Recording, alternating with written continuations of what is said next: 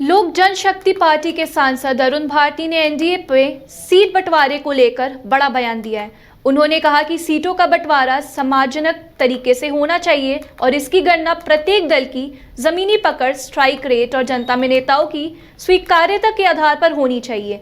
अरुण भारती ने कहा कि उनकी पार्टी ने 2020 में अकेले 137 सीटों पर चुनाव लड़ा था, जबकि एनडीए के साथ 43 सीटों पर चुनाव लड़ा था।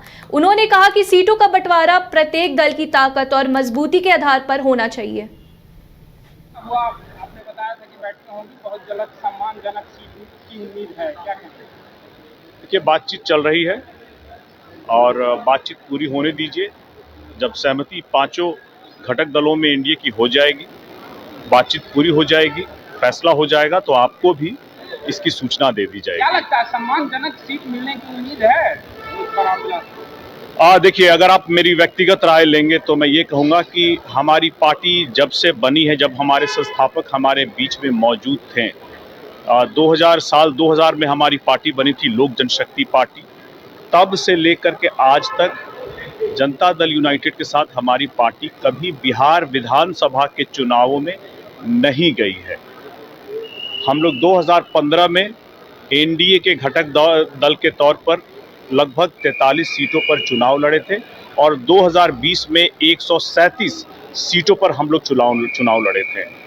ऐसे में ये मेरी व्यक्तिगत राय है और मेरा मानना है कि लोक जनशक्ति पार्टी, हमारी पार्टी के लिए अगर कोई सम्मानजनक सीटों का बंटवारा जो होगा, उसमें इन्हीं दोनों सीटों के आंकड़े के बीच में होना चाहिए। हुआ, आपने बताया था कि बैठकें होंगी, बहुत जल्द सम्मानजनक सीट की उम्मीद है, क्या कहते हैं?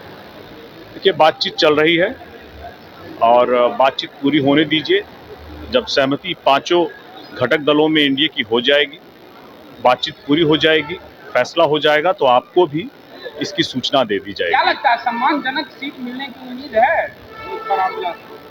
देखिए, अगर आप मेरी व्यक्तिगत राय लेंगे तो मैं ये कहूँगा कि हमारी पार्टी जब से बनी है, जब हमारे संस्थापक हमारे बीच में मौजूद थे, 2000 में हमारी पार्टी बनी थी, लोक जनशक्ति पार्टी।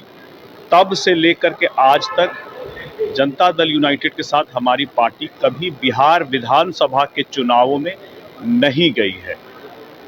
हम लोग 2015 में एनडीए के घटक दल के तौर पर लगभग 43 सीटों पर चुनाव लड़े थे और 2020 में 137 सीटों पर हम लोग चुनाव लड़े थे। ऐसे में ये मेरी व्यक्तिगत राय है और मेरा मानना है कि लोक जनशक्ति पार्टी, हमारी पार्टी के लिए अगर कोई सम्मानजनक सीटों का बंटवारा जो होगा, उसमें इन्हीं दोनों सीटों के आंकड़े के बीच में होना चाहिए।